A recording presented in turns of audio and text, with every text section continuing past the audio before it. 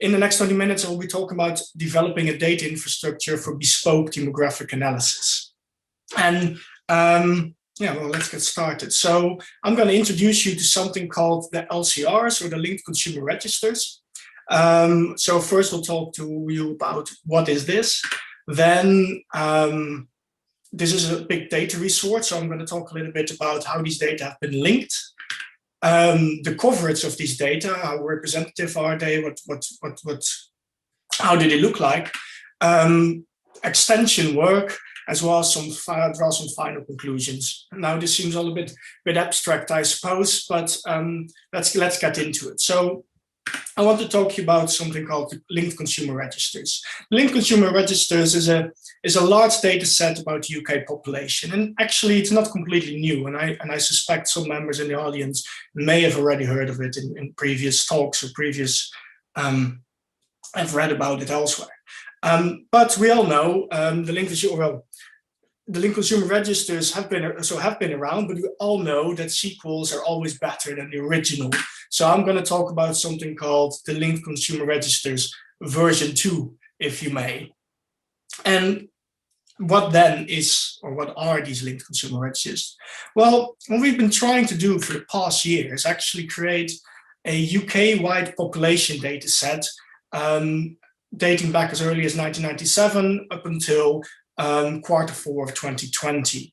One of the reasons we're doing that, of course, is that the census is the other major population-wide data set. However, of course, as everybody knows, this only be done every 10 years. And on top of that, in this case, it is actually split over 2 years. So one could wonder, okay, what happens in the meantime? Is the census representative for the past and or future 10 years? So what we're trying to do is actually build up a more granular data set on yearly snapshots of the population, really, for the entire United Kingdom. So how are we doing that?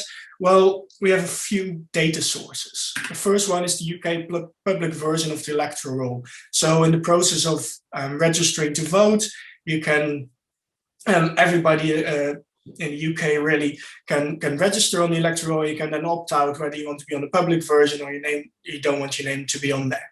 But anyhow, everybody on the public version, you can get access to. And that is a great deal of population where do they live at a certain moment in time once they register for their votes. Second source of data are consumer data sources. So after 2002, our electoral data have been supplemented with so-called consumer data, which are data that are acquired with appropriate consent, mostly when performing transactions. So we have data from 2002 until 2017.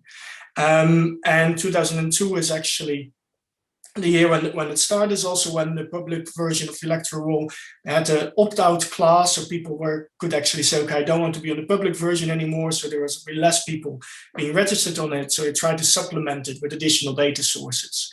After the GDPR came in place 2017, it's a bit more tricky to get these type of data sources, but we have a good share of additional information about consumers and transactions. So where did it come from? Let's say you try to do some purchases, and in the process of doing your purchases, you actually fill in your details, maybe because you have to create an account, maybe because you're in the shop, they want you to get a loyalty card. And then in that process, you register yourself with your name and your address. So that is consumer data that can be used in this case for our purposes of creating a UK-wide population resource. So let's dive a little bit more into the details. Then I think also becomes a bit more clear what exactly I'm talking about here. And it's comes to the linkage of records. So for instance, this would be a typical data point that you could get from either an electoral data source or a consumer data source, where you have a forename, a surname, and an address. Quite simple, quite basic. This is all we have. However, now think about this as having around, imagine 804 million of these type of data points. So for every year between 1997 and 2020, we have snapshots of each year with a name, forename, surname, and address. And if you add all those data points up, you have around 804 million data points. So also just want to highlight this number, because this also kind of signifies the largeness of this particular task. It's a very big effort to actually turn this into an annual snapshot. And perhaps also good to mention here is these data are stored in a secure data facility, because you're dealing with personal data, of course. And that makes all the examples I will be showing also fiction and not actually drawn from the data. So anyhow, so this is what the 804 million of these points. And now the trick is, if you may, is kind of building up a resource where we can actually say, okay, this person, Justin, lives from 1997 till 2015 at this particular place. After that, somebody else moves in, or nobody moves in, or he disappears from our data. So I want to do for every year, we kind of want to check, is this person living here, yeah or no? If not, okay, then maybe somebody else has moved in, or a person has moved. Now, the problem that comes in this big data, the big data problem really is that the data are not uniformly formatted. So we could have a Justin van Dijk in 97, so 2 data points. One says flat 18 Terry house, the other says 18 Terry house. This seems like a trivial problem in the sense that, okay, well, flat 18 or 18 must be the same. But the trick now becomes, how do you actually inform a computer program to actually recognize the same type of things? Of course, you can come up with some type of rules for this. But then also in 1999, there's another Justin who lives at Terry House 18. So you can see there is no singular address format. It changes depending on who's been entering it. There might be spelling mistakes, especially if they've been transcribed records.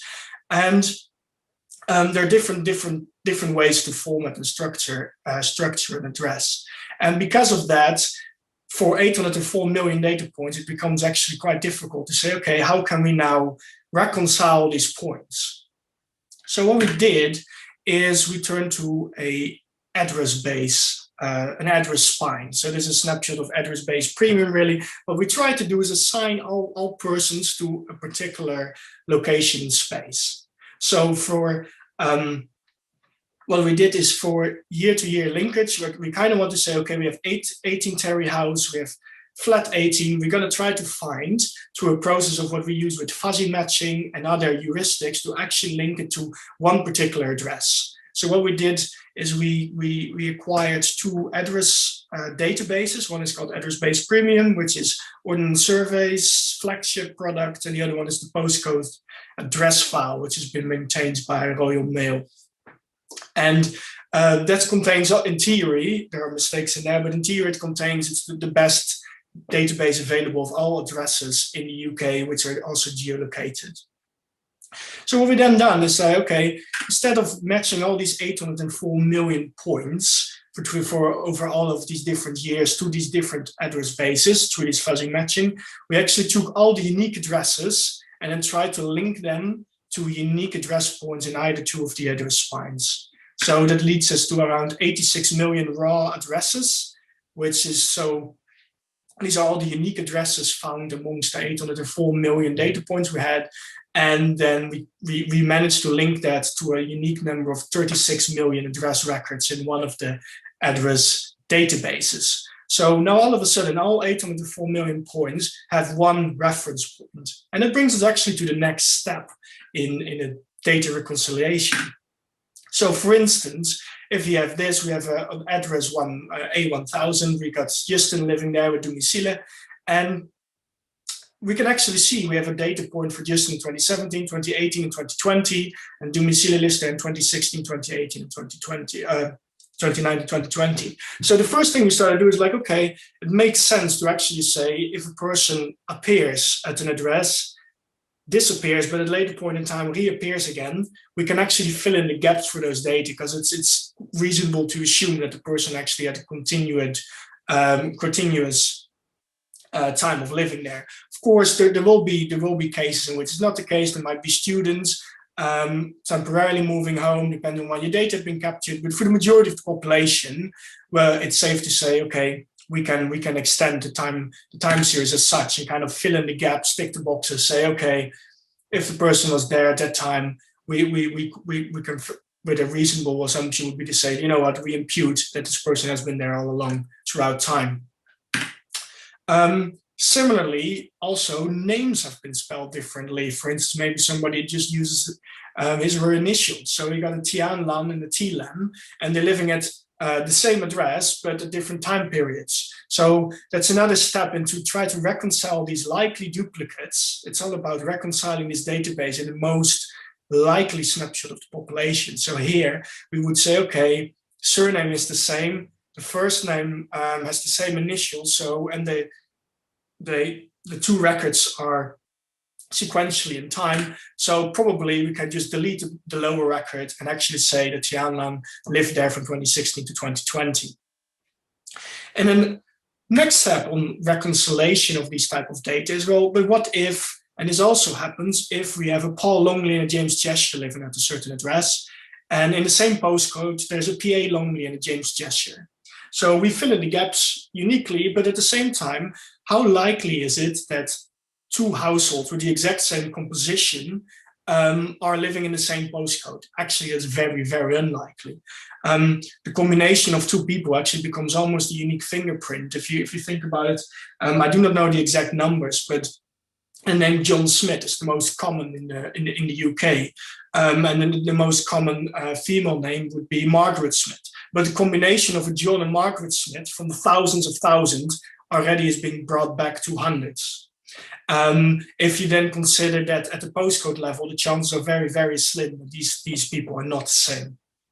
So in such cases, what we would do, okay, we got households with identical compositions. So we actually say, okay, we pick one of the households and we try to do that by prioritizing matches to address base, because that's considered to be the best address spine. Of course, these are heuristics, but in this way, we try to clean up these databases to get the most accurate coverage possible of the population. So let's have then a look at the temporal coverage of the recent years, especially because in the recent years, they consumer data source ceased to, we don't have access to them anymore. And again, part of that is due to the GDPR. It's more difficult to share personal data. Also, companies will be more hesitant to do so. So we are now, after 2017 to 2018, till actually got the latest set of data, which hasn't been integrated yet, but we got it last week, of the Electoral. But if we look at the data between 2011 and 2019, you can actually see that consistently the coverage of the population, so we compare local authority population counts to the population counts that we have in the linked consider registers, and you see over time that the ratios are dropping. It does stabilize in the later years, but on average we get around between 60 and 80%, but average around 70% of the population, of the adult population, I must say, that we cover on a yearly basis. Which brings the question, okay, what then is the spatial coverage of this? Is there maybe a big pattern in that? And luckily, there is not really. There will be ratios that are slightly higher or slightly lower, but generally speaking, the coverage around the UK is quite consistent. There's also, if we moving on to London, for instance. So in case of London, also here the data are maybe slightly. These are the counts for Greater London, and the one that's standing out is the City of London, which is interesting. We significantly overcount the number of people there if we compare it to ONS estimates. Which, for instance, could be that people have second houses, which we will count as a person being registered there or not. There are, of course, issues with the data set in that sense. But all in all, also here, we have a decent coverage of the population on an annual basis. So this brings us to last part really of the talk I'm giving here, is because in the beginning I said I'm going to talk about the development of a data infrastructure for bespoke demographic analysis. So how then is this particular data infrastructure? Well, the idea we're having, and we have been working on it, and in very fact, some of the presentations being given during this conference actually already link into these linked consumer registers, and actually they are actively using some of it already, is because these data can actually now be extended. It's a spine to which different data sets again can be linked. So for instance, you can think about looking at household structure indicators. So we could look at, for instance, by looking at household sizes, for instance, what's the number of people? What does it differ in certain areas, which have become more relevant recently when there was research into the relationship between households in multiple occupation, multi-generational households, ethnicity, for instance, in relation to COVID-19. We can also extend these type of data set by the ethnicity estimator software that's been developed by the Consumer Data Research Center, in which we can actually map, for instance, part of his research have been used in mapping segregation in UK, for instance, and especially because of the granularity, or the temporal granularity over time, we can actually map segregation, for instance, over a 20-year period of time on a very small neighborhood scale. And also interestingly, which is still very much an active project, is the inference of migration movements. So when I mentioned earlier, okay, we have something like this. We have a Paul Longley living at address 3000, and maybe a James Cheshire at address 3000, and the last data point we have of Paul Longley was 2012. And James Cheshire maybe in 2013. But then we can actually see, okay, in the rest of our data set, can we find another Paul Longley that actually would potentially be the same Paul Longley as this one? So where did Paul go? So what we can do is find all other Paul Longleys. Maybe there's one at A4000, A5000, another Paul Longley at A6000. And then we can say, okay, thank you, Monica. And then we can almost we can start to think like, okay, what is the most likely Paul Longley? And in this case, we can build a model saying we can look at the time between moves, for instance. We can look at the distance between moves, as there's many moves will take place or a relatively shorter distance. And also, when I mentioned earlier the household fingerprints, we can actually see, okay, what other household members are there? And in this case, most likely match will be this Paul Longley, A4000, because he also lives with the James Cheshire in A4000. And the likelihood of somebody leaving in 2012 being first seen in 2014 with a similar household composition, or at least overlapping, actually is a very good chance that this is the same Paul Longley.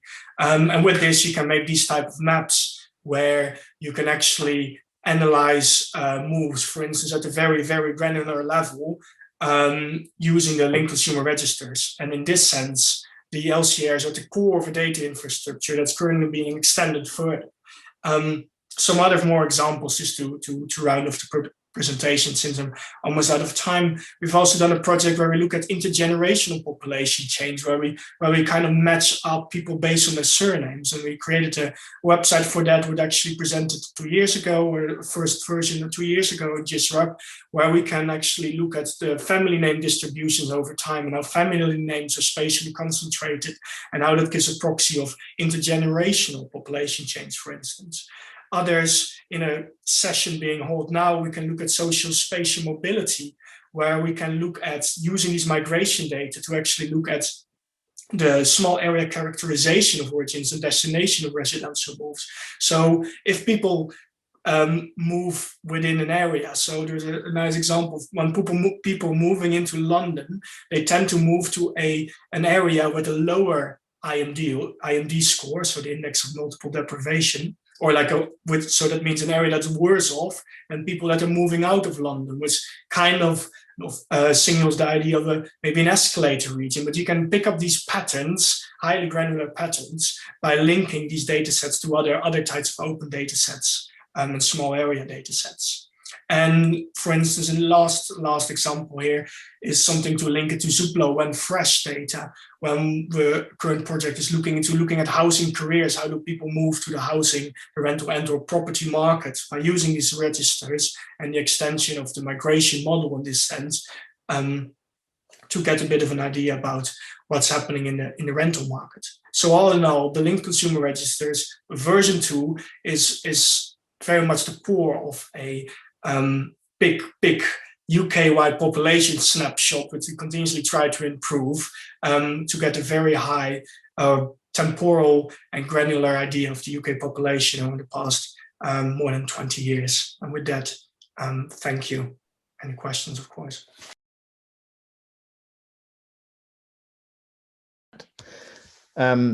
So Justin, have you considered the possible socioeconomic bias in the consumer data?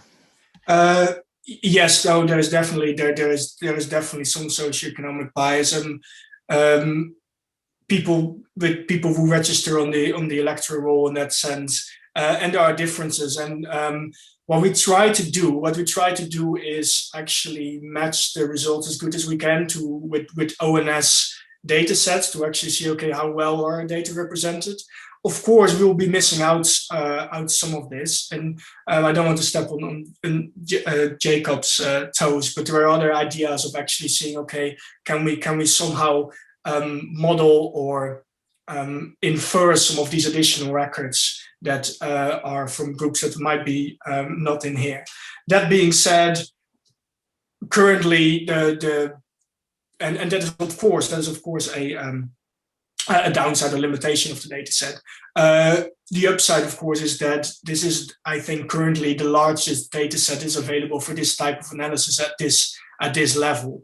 But yeah, no, that's definitely something to that we try to mitigate as much as we can by triangulating it with different type of data sources. But it will have an impact on some of the results and analysis. That's for sure. Yeah.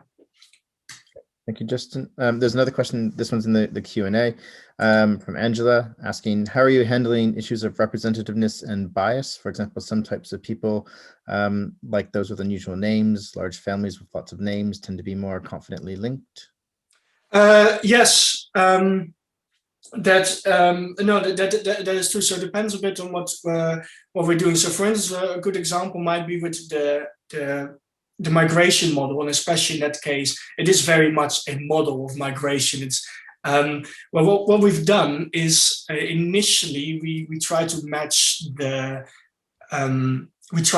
unique name pair. So a part of the matches will be done with a higher confidence, in the sense that these are unique name combinations. And using that, based on those distributions, for instance, for distance, we use that as to develop the second part of the migration model. Similarly, what we try to do, since we have so many data points, we also we try to be as how do you call it, as confident as we can. So we try to make matches as strict as possible. There is some fuzzy matching involved, but for instance, when we try to match people over time, we only match within the postcode, for instance. So if there are postcode errors, we're not picking that up, because then you're introducing more errors. So, but then once again, of course, there will be some issues of representation and bias.